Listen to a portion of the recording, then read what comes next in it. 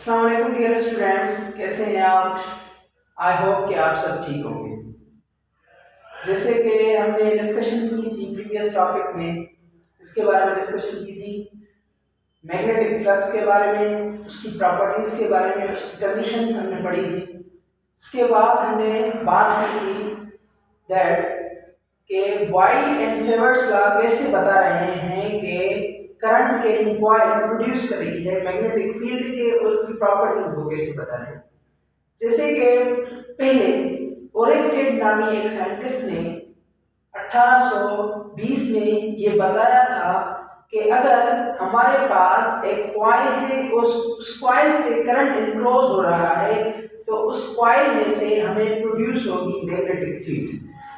जैसे कि अगर मैं आपको ये एग्जांपल दूं कि ये एक कॉइल है, ठीक है, इस कॉइल से अगर करंट इनक्लोज हो रहा है, let's suppose the current is enclosing from the wire, अगर करंट इनक्लोज हो रहा है इस वायर से, तो इस वायर में क्या प्रोड्यूस होगी? मैग्नेटिक फील्ड प्रोड्यूस होगी, जिसका डायरेक्शन हमेशा करंट के डायरेक्शन से क्या होगा? परपेंडिकुलर होगा। लेट्स सपोज ऐसे हमारी क्या प्रोड्यूस हो रही है? Magnetic field.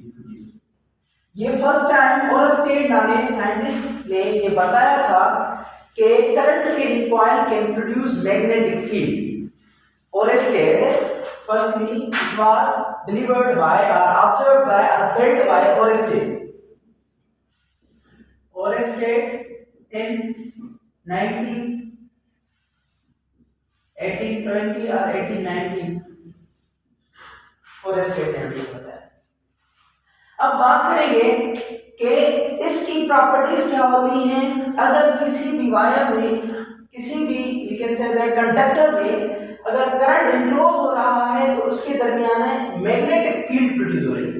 अगर ये मैग्नेटिक फील्ड प्रोड्यूस हो रही है करंट की वजह से, तो इसका हम कह सकते हैं कि इसकी प्रॉपर्टीज क्या होंगी, किस तरीके से करंट इनक्लोज होगा, तो इधर मैग्नेटिक फील्ड हमारी प्रोड्यूस होगी, और किस कंडीशन से ये हमारी मैग्नेटिक जो फील्ड है ये करंट की वजह से प्रोड्यूस हो रही है, ये बढ़ेगी, किस कंडीशन से ये घटेगी। तो हम ये इसको डिस्कस कर रहे हैं। तो हम आज बात कर रहे हैं बॉयल एंड सेवर्स लॉ के हवाले से कि बच्चों देखिए ना, बॉयल एंड सेवर्स लॉ ने हमें जब ये बताया था कि अगर एक करंट कैरिंग कॉइल है या कंडक्टर है जिसमें करंट इनक्लोज है, वो पैदा कर रहा है मैग्नेटिक फील्ड को, तो वो magnetic field directly proportional to the twice of current है। According to Boyle and Savart's law,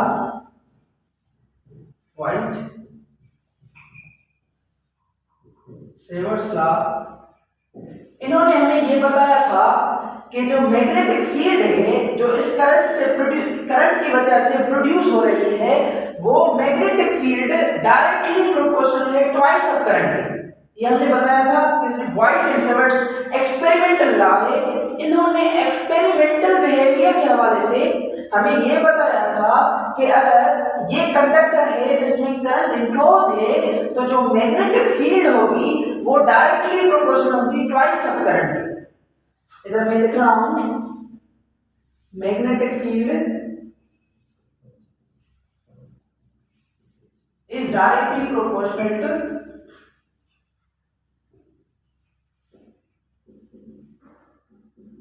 twice of current।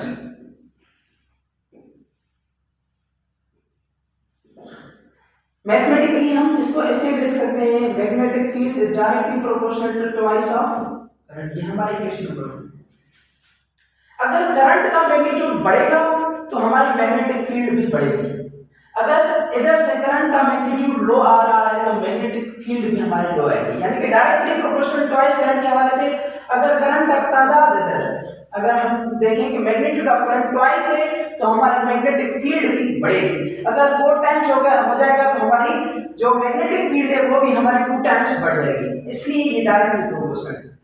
और कौन सा फैक्टर है, कंडीशन है जिससे मैग्नेटिक फील्ड इस करंट कैरिंग कॉइल से या कंडक्टर से डिक्रीज होगी? तो बच्चे ये देखिए, ये हमारा हो गया, this is the magnetic field, this is the current. अब देखिए ये मैग्नेटिक फील्ड जो इस कंडक्टर से एक रेडियस बना रही है, यानी कि डिस्टेंस बना रही है, ये देखो डिस्टेंस, अगर करंट का मैग्नीट्यूड बढ़ रहा है तो ये डिस्टेंस भी, ये देखें आप, मैग्नेटिक फील्ड तो बढ़ रही है पर इसका डिस्टेंस भी क्या कर रहा है, बढ़ रहा है। तो इसलिए हम कह सकते हैं कि magnetic field is inversely proportional to the distance from the conductor.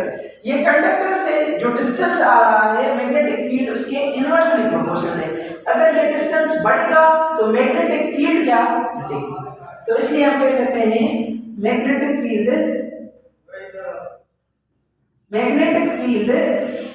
Is inversely proportional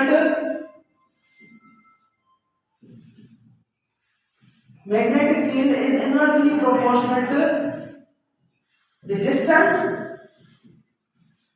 from the coil of conductor।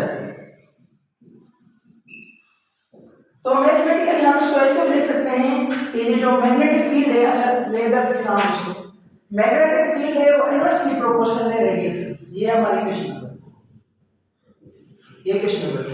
अगर मैग्नेटिक फील्ड का डिस्टेंस बढ़ेगा तो हमारी मैग्नेटिक फील्ड इस कंडक्टर से क्या होगी, डिक्रीज होगी। सो अगर हम इन दोनों इक्वेशंस को कंबाइन करें तो क्या बनेगा, बाय कंबाइनिंग इक्वेशंस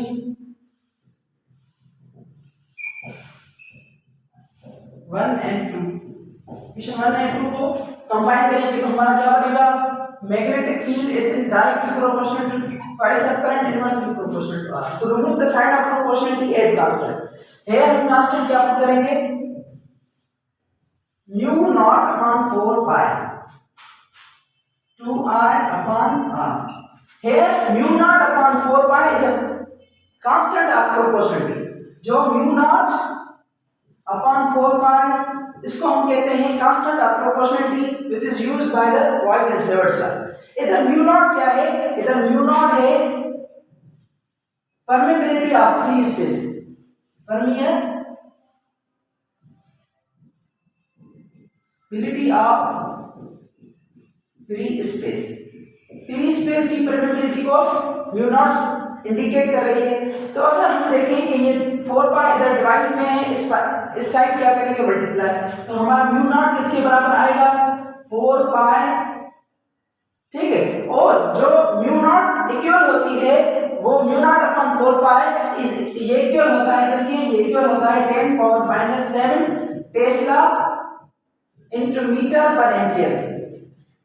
तो इधर हम लिखेंगे 4 pi into 10 power minus 7 tesla into metre per ampere. ये हमारा वैल्यू आ गया परमेबिलिटी ऑफ फ्री स्पेस का। तो हम अगर इससे देखें कि ये 2 हो गया, तो इधर हमारा मैग्नेटिक फील्ड का फार्मूला क्या बन गया, अगर Voigt and Sievert's का, ये बन गया mu naught upon 2 pi into I upon R. ये हमारा आर है। सो ये कंडीशंस थी, जो कंडीशन नंबर 1 थी और कंडीशन नंबर 2 थी, और हमें परमेबिलिटी ऑफ फ्री स्पेस का वैल्यू मिला। इस कंडीशन के हवाले से Voigt and Sievert's ने एक्सपेरिमेंटल ला दिया कि अगर किसी भी कंडक्टर से अगर करंट इनक्लोज हो रहा है, अगर करंट का मैग्नीट्यूड बढ़ेगा तो हमारी मैग्नेटिक फील्ड भी बढ़ेगी, यानी कि इंक्रीज होगी। अगर इस कंडक्टर के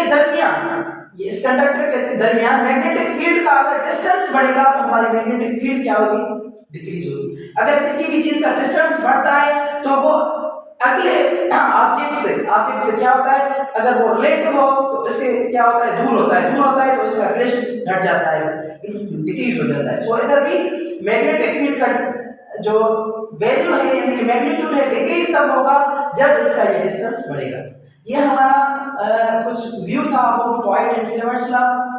और अगले टॉपिक में इंशाल्लाह हम बात करेंगे एम्पियर्स लॉ पे, कि एम्पियर्स लॉ किस तरह काम करता है, वर्क करता है, और Voigt and Sievert's लॉ से ही हम एम्पियर्स लॉ को ड्राइव करते हैं। तो अगले टॉपिक में इंशाल्लाह हम एम्पियर्स लॉ के बारे में डिस्कस करेंगे और इसी लॉ के हवाले से हम इसकी इक्वेशन को, एम्पियर्स लॉ की इक्वेशन को ड्राइव करेंगे। अगर आप मेरे वीडियोस को लाइक करते हैं तो प्लीज़ मेरे चैनल को सब्सक्राइब करें और वॉच करें और लाइक करें। आपकी बड़ी मेहरबानी।